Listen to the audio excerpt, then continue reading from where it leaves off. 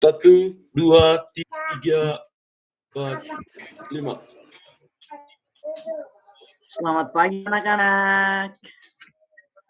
Pagi Pak Guru. Baik, kita ketemu lagi dalam pertemuan kedua pada bab 1 di kelas 8. Sebelum kita mulai pembelajaran kita, pertama-tama kita berdoa yang akan dipimpin langsung oleh adik ganteng saya Martin G. Tupen. Kepada adik saya persilakan. Baik teman-teman, sebelum kita mulai, terlebih dahulu kita berdoa dalam nama Bapa dan Putra dan Roh Kudus. Amin.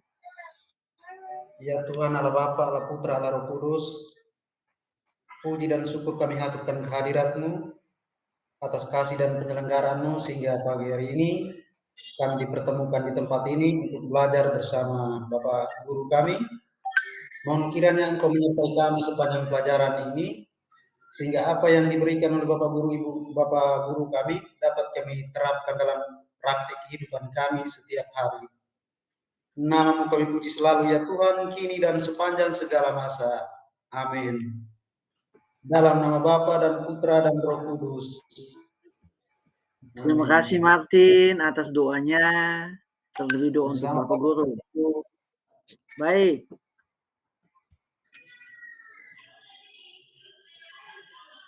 Kita sudah bertemu dalam pertemuan pertama bab 1, Yesus mewartakan kerajaan Allah. Namun pada kesempatan ini kita akan bertemu dengan pertemuan kedua yakni poin B. Yesus mewartakan kerajaan Allah melalui perumpamaan. Coba anak-anak sebutkan apa saja perumpamaan itu yang Anda ketahui, yang anak-anak ketahui. Ayo, silakan. Ya, silakan Rizkona. Ya, Bapak, ada perumpamaan ilalang dan gandum. Ya, perumpamaan ilalang dan gandum. Satu lagi. Ya, Delvina. Silakan. Perumpamaan tentang orang penabur. Ya, dari dua perumpamaan itu kita tahu bahwa banyak sekali perumpamaan. Martin, tunggu dulu. Perumpamaannya terlalu banyak. Ada banyak sekali perumpamaan yang dibawa dalam pengajaran Yesus kepada para murid dan orang-orang pada saat itu. Baik. Dan kita ketahui bahwa pertemuan kali lalu Yesus merupakan pemenuh janji Allah, di mana Allah yang menjanjikan untuk mengutus Yesus ke dunia untuk mewartakan kerajaan Allah. Baik. Yang Anda ketahui tentang kerajaan Allah itu apa? Coba, ayo. Kerajaan Allah. Martin, silakan. Sudah angkat tangan. Martin. Saya masih pikir Pak Guru, kerajaan Allah itu seperti rumah yang megah, yang isinya tentang kedamaian, sukacita. Itu Pak Guru. Ya, kerajaan Allah ini macam adanya sukacita di dalam rumah tangga.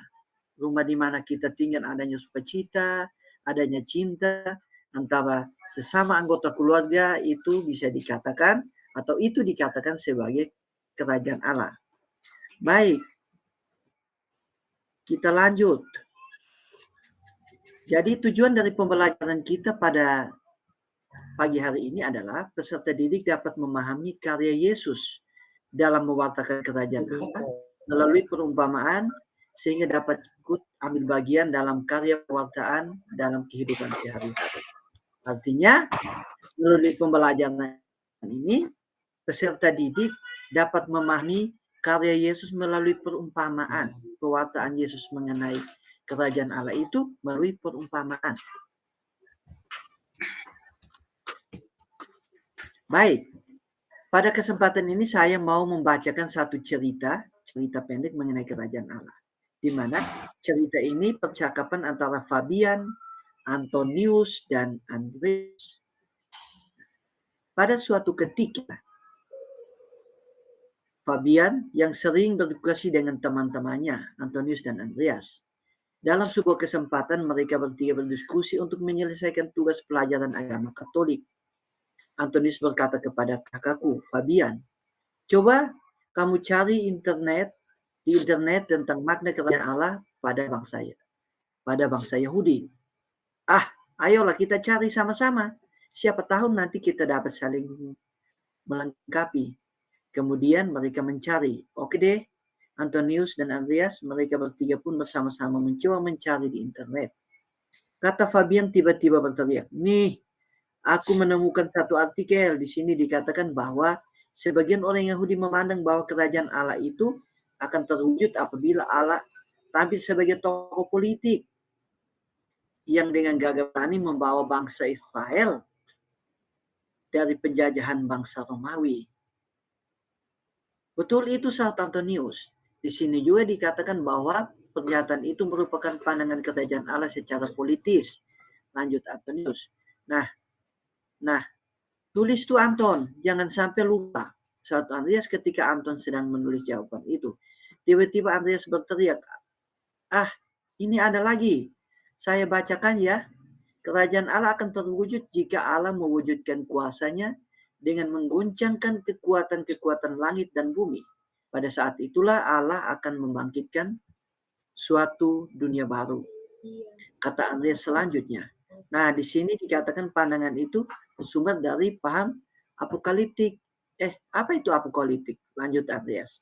Coba cari saja lagi di internet, kata Fabian. Oh, ini ada nih, apokaliptik merupakan pandangan tentang akhir zaman, sahut Andreas. Ayo, tulis Ton. Jangan sampai lupa, kata Fabian pada Anton yang sibuk menulis jawaban.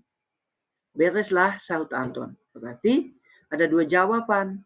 Ada dua ya pandangan tentang kerajaan Allah menurut bangsa Yahudi pada zaman Yesus. Tanya Anton kepada dua temannya. Ya, kita menemukan ada dua. Coba cari lagi, siapa tahu masih ada lagi, sahut Andreas. Akhirnya mereka bertiga mencoba mencari lagi di internet. Tak lama kemudian Andreas berkata, ini nih, ada lagi. Di sini dikatakan ada pandangan tentang kerajaan Allah yang bersifat yuridis religius, yang memandang bahwa saat ini Allah sudah meraja secara hukum. Sedangkan pada akhir zaman, Allah menyatakan kekuasaan sebagai raja semesta alam dengan menghakimi sekalian bangsa. Apa maksud meraja secara hukum? Tanya Fabian. Andreas menjawab. Di sini dikatakan mereka memandang bahwa hukum Taurat sebagai wujud kekuasaan Allah yang mengatur manusia. Maka mereka yang sekarang taat kepada hukum Taurat sudah menjadi warga kerajaan Allah. Mantap, lanjutkan, sahut Antonius. Mantap. Tulis dong, Ton. Jangan sampai lupa lagi. Hahaha, sahut Fabian pada Anton. Demikianlah suasana diskusi kakak saya bersama kedua temannya. Baik, anak-anak. Cerita yang tadi saya bacakan itu menunjukkan bahwa ketiga sahabat tadi ingin mencari tugas pelajaran agama tentang kerajaan Allah menurut bangsa Yahudi. Nah, dari tiga itu terdapat kira-kira ada berapa? Ada berapa pandangan kerajaan Allah menurut bangsa Yahudi? Silakan, siapa yang bisa? Halo teman-teman, ada yang bisa apa enggak? Coba, Ibu Delvina. Nona Delvina, ayo coba.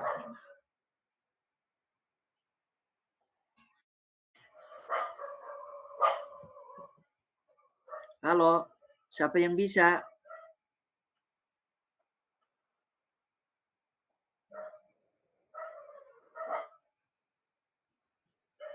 Halo.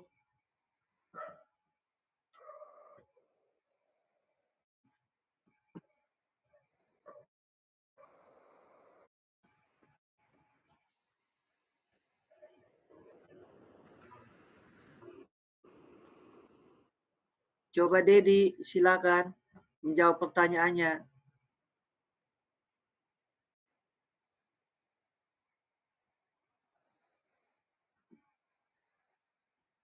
Ada yang bisa? Hal apa saja yang kalian temukan di dalam dialog pada cerita di atas?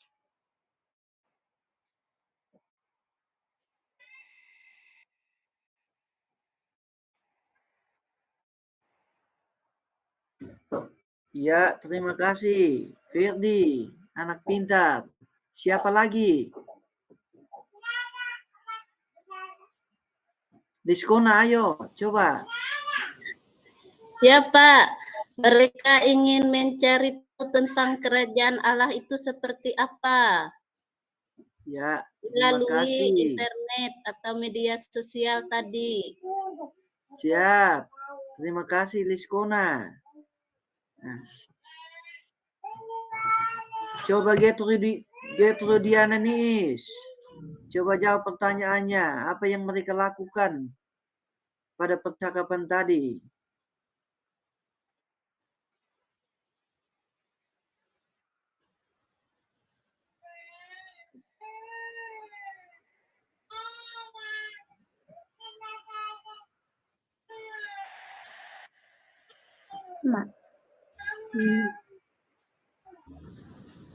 Ibu Yofi mungkin mau, anak Yofi mungkin mau jawab pertanyaannya. Nah, baik. Di dalam percakapan tadi ditemukan bahwa ketiga sahabat itu mencari kerajaan Allah menurut bangsa Yahudi di internet, di mana kerajaan Allah itu ditemukan ada tiga macam pandangan kerajaan Allah. Satu, kerajaan Allah hadir sebagai seorang politisi. Dua, kerajaan Allah hadir sebagai penghakiman terakhir. Atau kerajaan Allah itu hadir sebagai cerita atau pandangan tentang akhir zaman. Baik. Dengan demikian, ketika Yesus diutus ke dunia untuk mewartakan kerajaan Allah. Tentu kerajaan Allah yang diwartakan Yesus melalui perumpamaan-perumpamaan. Baik, untuk itu pada kesempatan lain saya sudah bentuk kelompok di sini. Kelompok pertama, Ursula, Josephine, Meki, dan Delvina. Apakah ada orang-orang ini? Ursula pasti sakit. Josephine ada, Josephine? Hadir Pak Guru. Terima kasih, Josephine. Melki pasti lagi demam. Kemarin saya lihat dia di sana. Delvina ada, Delvina? Hadir Pak Guru. Ya, kelompok 1, 2 orang ini bertanggung jawab ya atas diskusi sebentar. Ya Pak Guru. Kelompok 2 itu ada Yopita. Paul sakit. Yopita ada? Yopita. Izin ke belakang, Pak Guru. Nah, izin ke belakang. Kalau begitu, Martin ada. Martin pasti ada. Itu Selalu ada Pak Guru. Anak tetangga saya. Yofi ada lah, Yofi? Ada Pak Guru. Ya, kelompok 3 ada Ferdi. Ferdi ada. Diskona ada. Selvi ada. Desi juga ada, Desi. Desi ada ya. Baik. Kita lanjut Desi pada izin. Oh, Desi izin. Oke, kalau begitu Ya. 3 anak-anak ini bisa mempertanggungjawabkan soal diskusi sebentar. Baik. Pertama bacaannya adalah Matius bab 6 ayat 25 sampai 34. Saya minta anak-anak sekalian bisa baca dalam hati supaya bisa menjawab pertanyaan sebentar. Baca dalam hati dan kerja dalam kelompok ya. Saya kasih waktu 2 menit.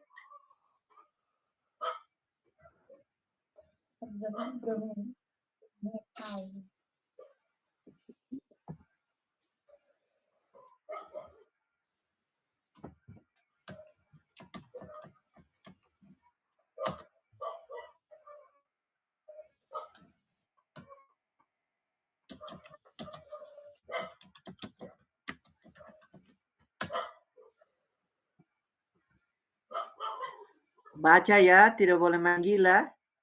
Yofi ini biasa manggila terus ini. Harus baca. Udah baca Pak Guru. Martin sudah tidak ada di kelas lagi ini. Dia kemana ini Martin ini? Tadinya ke WC Pak Guru, ini so pulang lagi. Saya udah mencerit berat saya. Aduh Tuhan nih. Baik. Kita lanjut pada pertanyaannya. Bacaan berikut Matius 6:21. Bacaan berikut tentang perumpamaan tentang lalang di antara gandum. Matius bab 13 ayat 24 sampai 30. Dan bacaan yang terakhir perumpamaan tentang seorang penabur. Itu saya minta untuk baca dalam hati 3 bacaan itu. Saya rasa anak-anak ini rajin membaca kitab suci sehingga mereka sudah terbiasa dengan baca bacaan secara tertentu.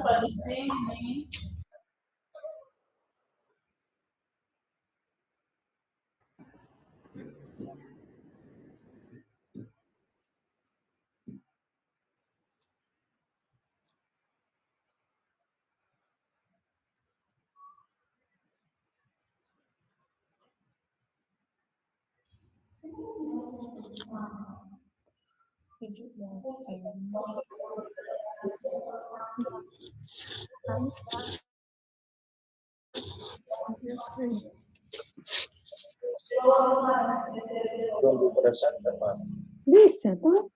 Bisa. Baca toh? Yofi baca, jangan cerita. Sudah Pak Guru. Udah? Oke. Sudah, Iskona juga Pak senyum-senyum, Guru. tidak baca.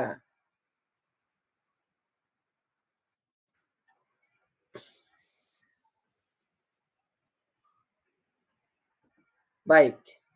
Setelah kita membaca 3 bacaan dari kitab suci, yakni mencari dulu kerajaan Allah, perumpamaan tentang gandum di antara ilalang, dan perumpamaan seorang penabur. Untuk itu kita masuk dalam pertanyaan berikut untuk didiskusikan. Ya, pertanyaan pertama.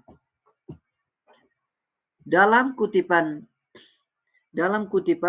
Injil Matius bab 6 ayat 23 sampai 30, ada satu kutipan yang sangat terkesan, mengesankan saya maupun hati anak-anak, yakni tetapi carilah kerajaan Allah dan kebenarannya, maka semuanya akan ditambahkan kepadamu. Saya ulangi, tetapi carilah dahulu kerajaan Allah dan kebenarannya, maka semuanya itu akan ditambahkan kepadamu. Pertanyaannya, berdasarkan kutipan tersebut, apa makna kerajaan Allah yang diwariskan oleh Yesus? Apa makna kerajaan Allah yang diwariskan oleh Yesus? Sehingga ketika kita menemukan kerajaan Allah dan kebenarannya, maka semuanya itu akan ditambahkan pada kita. Jadi yang dicari itu apa makna kerajaan Allah yang diwariskan oleh Yesus? Ayo, siapa yang tahu angkat tangan. Kelompok 1. Kelompok 1 siapa? Ibu Delvina Nona. Setelah kerja, silakan jawab secara lisan. Dan tertulisnya dikumpulkan kepada Pak Guru supaya dapat menilai. Keaktifan diskusi juga saya bisa menilai.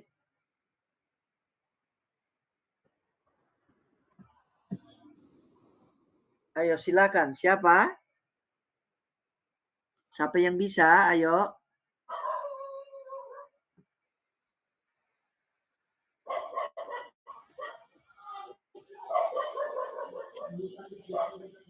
Coba Ibu Maria Getrudiana Niis. Baik, Pak Guru. Ya. Apa makna kerajaan Allah yang diwartakan Yesus? Ya, berdasarkan bacaan kitab suci itu, Pak Guru, makna kerajaan Allah yang diwartakan oleh Yesus itu adalah bahwa maknanya untuk saya itu, Pak Guru, harus berbuat kebaikan yang harus dibuat dalam diri kita masing-masing. Terima kasih. Maria Getrudiana Niis. Jadi makna dari kerajaan Allah itu adalah berbuat baik. Iya. Ketika kita berbuat baik kepada saya, itu kita sudah turut mewartakan kerajaan Allah dan turut menghadirkan kerajaan Allah pada diri kita maupun pada diri orang lain. Siapa lagi? Ayo. Yofi? Ovin, silakan. Ya, Pak. Nah, makna kerajaan Allah yang diwartakan oleh Yesus, yaitu menurut saya adalah kita dapat memahami perutusan hidup Yesus dan menemukan perwujudan Allah dalam menyelamatkan umat manusia. Terima Terima kasih. kasih, Ovin. Ya, itu pandangan makna kerajaan Allah menurut Ovin. Dan dari dua jawaban ini kita bisa satukan dan bisa menyimpulkan bahwa kerajaan Allah itu lebih kepada hal baik, lebih kepada perbuatan baik. Perbuatan baik yang tentu menyebabkan adanya rasa cinta, ada kasih yang mendalam, sehingga kerajaan Allah itu bisa tercipta. Baik, kita lanjut pada pertanyaan berikut. Nah, di sini mengenai perumpamaan ada 3 pertanyaan, yakni di pertanyaan yang akan dikerjakan di dalam kelompok masing-masing, yakni apa cerita dari perumpamaan yang dipilih kelompok? Apa cerita dari perumpamaan yang dipilih oleh kelompok? Kedua, apa makna perumpamaan yang disampaikan oleh Yesus? Artinya pilihannya maknanya. Ketiga, mengapa Yesus mengajar dengan perumpamaan? Baik, silakan. Bisa. Silakan mau jawab yang mana? 3 nomor ini mau jawab yang mana? Silakan. Saya persilakan. Ibu Delvina dari tadi di mana? Nona Delvina. Ayo, Martin, silakan. Martin, sudah angkat tangan? Baik Pak Guru, saya akan menjawab pertanyaan dari nomor 3. Mengapa Yesus mengajar dengan menggunakan perumpamaan? Alasan yang paling mendasar adalah supaya orang bisa mengerti, memahami apa yang diwartakan oleh Yesus. Begitu Pak Guru. Terima kasih Martin, anak pintar. Supaya orang bisa memahami apa yang diwartakan oleh Yesus, maka Yesus harus mengajar atau mewartakan sabda Tuhan atau menghadirkan kerajaan Allah di dunia dengan perumpamaan. Iskona, ayo jawab nomor berapa? Silakan. Baik, saya akan coba jawab nomor 1. Apa cerita dari perumpamaan yang dipilih? Dari kelompok kami memilih yaitu tentang penabur. Karena menurut kami dalam perumpamaan itu Allah mau mengajarkan kepada kita untuk perbuatan baik atau yang tidak baik. Ketika apa yang kita tabur itu baik, maka kita menghasilkan yang baik. Ketika kita menabur hal yang tidak baik, maka akan menghasilkan yang tidak baik. Terima kasih Bapak. Terima kasih Liskona. Ya, kita ke Yovin, bagaimana? Mau jawab pertanyaan nomor berapa? Pak Guru, saya mau mencoba menjawab pertanyaan nomor 2, makna perumpamaan yang disampaikan oleh Yesus. Ya, Menurut saya, makna yang disampaikan oleh Yesus itu adalah untuk lebih menarik perhatian para pendengarnya, lalu dapat diterima oleh pengikutnya dan juga mengajar pengikutnya melalui gambar-gambar tanaman, benih, dan penabur. Terima kasih, Pak Guru. baik. Terima kasih. Kita tepuk tangan untuk jawaban-jawaban dari anak. Baik.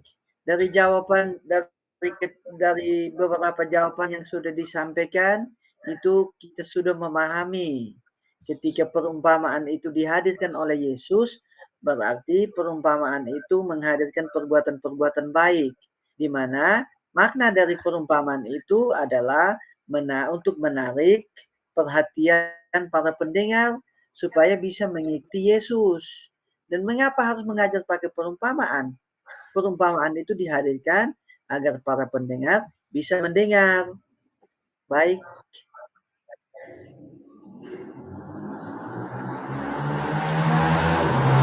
Baik. Anak-anak. Yesus hadir ke dunia dengan pokok perbuatan tentang kerajaan Allah. Jadi, inti dari kehadiran Yesus itu adalah kerajaan Allah. Pada zaman Yesus sudah berkembang pemahaman tentang kerajaan Allah, yakni secara politis, apokalipsis, dan yuridis. Seperti yang sudah ada pada percakapan antara Anton, Andreas, dan Fabian. Kemudian, dalam pewartaan kerajaan Allah, Yesus mewartakan dengan menggunakan perumpamaan. Mengapa menggunakan perumpamaan? Supaya para pendengar bisa memahami apa yang diwartakan Yesus. Perumpamaan adalah penyampaian pesan dengan menggunakan bahasa imajinatif, kiasan, simbolis, atau perbandingan bahasa yang ada dalam percakapan sehari-hari, atau perumpamaan dengan menghadirkan kegiatan-kegiatan para pendengar setiap harinya, seperti perumpamaan menabur benih pasti disampaikan kepada para petani yang sering menabur benih. Baik. Demikian pula yang dilakukan Yesus, ia mengajar dengan menggunakan perumpamaan agar pewartaan dan ajarannya dapat lebih mudah dimengerti. Jadi tadi contoh-contohnya banyak toh, atau contoh-contoh perumpamaan itu ada banyak di dalam kitab suci. Seperti perumpamaan apa? Siapa yang tahu? Maria Gertrudiana, perumpamaan apa? Di dalam kitab suci satu. Perumpamaan tentang pukat, Pak Guru. Perumpamaan tentang pukat itu kepada para nelayan. Perumpamaan apa lagi? Coba. Biji sesawi. Ya, perumpamaan tentang biji sesawi itu untuk para petani. Perumpamaan tentang apa lagi? Yovin? Perumpamaan apa? Nah, ilalang di antara gandum. Itu para petani juga. Ya, itu banyak sekali perumpamaan yang dihadirkan. Tentang benih yang tumbuh. Perumpamaan tentang benih, penabur benih. Banyak sekali perumpamaan yang dihadirkan Yesus dalam mewartakan kerajaan Allah. Di mana dengan perumpamaan, Yesus mau menumbuhkan nilai kerajaan Allah di dalam hati para pendengar.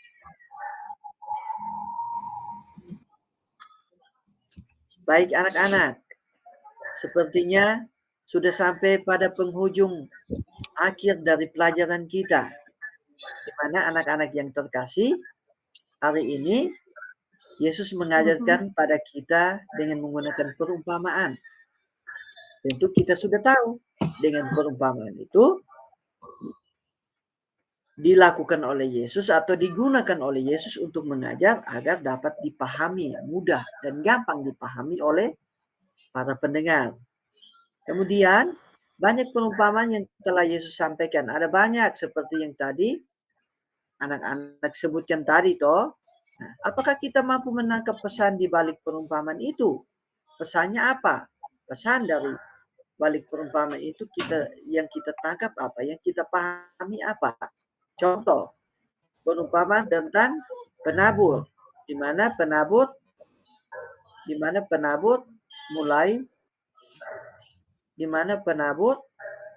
menabur benih.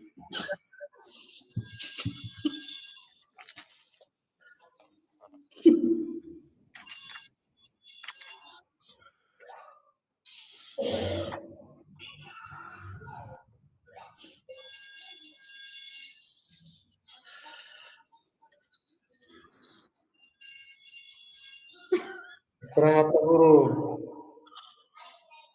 Mikrofon Pak Guru.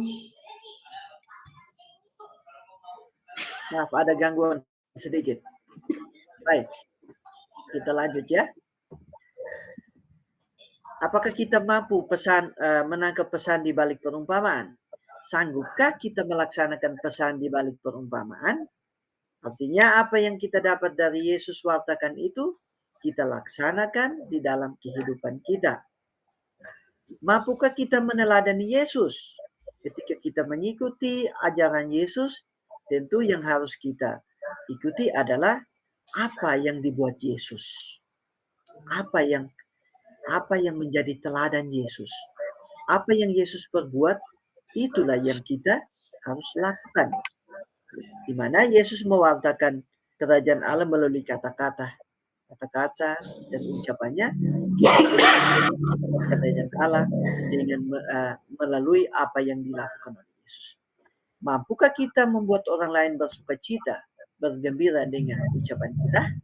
Ketika kita berbicara saja orang sudah ketawa. Ketika kita sudah senyum saja sudah ada balasan senyum. Nah, itu kita sementara membuat orang lain sukacita. Baik, anak-anak. Sebagai pekerjaan rumah atau sebagai aksi dari pelajaran ini, yakni bangunlah niat di dalam diri kita, bangunlah niat di dalam diri kita dengan cara berdoa dan membaca kitab suci, sering membaca kitab suci di rumah agar kita bisa memahami perumpamaan yang dilakukan Yesus. Setelah itu, tulislah niat tersebut. Apa yang mendorong saya supaya bisa membaca kitab suci? Oh, saya membaca kitab suci karena saya melihat banyak cerita indah mengenai perumpamaan. Dengan perumpamaan itu saya bisa lakukan, saya bisa laksanakan karena apa yang diajarkan Yesus itu baik. Kemudian setelah tulis niat itu tempel pada dinding kamar atau dinding rumah dan mintalah kepada bapa dan mama dan adik ataupun kakak yang mampir melihat tulisan itu, minta komentarnya. Dan komentar itu ditulis rapi-rapi dalam kertas atau buku, terus kumpullah kepada Pak Guru untuk melihat aksi nyata yang mana yang sudah dilakukan oleh anak-anak. Bisa atau tidak? Bisa Pak Guru. Bisa Pak Guru. Siap, Pak Guru. Oke, ini Bisa. niat baik Boleh yang sudah ditambah bertumbuh. gambar-gambar lagi Kak Pak Guru dihias-hias. Oh, itu bisa dikasih gambar. Contohnya perumpamaan tentang penabur dikasih gambar bagaimana bapaknya Liskono menabur benih misalnya. Atau Martin sedang menabur benih. Nah, itu harus ditempel. Kemudian Baik Pak Guru. yang saya Pak Guru. komentar dari Bapak Mama itu, Bapak tulis Bapak komentar apa? Tulis dan kasih ke saya untuk menilai.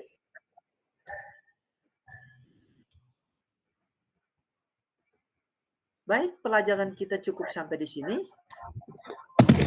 Saya rasa kita sudah agak lelah. Mari kita tutup dengan doa yang akan dipimpin langsung oleh Nona Liskona. Kepada Nona kesempatan saya berikan. Pak Martin, jangan ribut karena mau berdoa. Ya Pak. Baik Pak Guru, terima kasih atas waktu dan kesempatannya. Dan teman-teman, marilah kita mempersiapkan hati dan batin kita untuk mengakhiri pelajaran kita pada siang hari ini, yaitu dengan doa penutup. Hening sejenak. Dalam nama Bapa, Putra, dan Roh Kudus. Amin. Allah Bapa yang Maha Baik, kami bersyukur dan berterima kasih atas segala pertolongan dalam proses belajar kami pada saat ini dari awal hingga berakhirnya.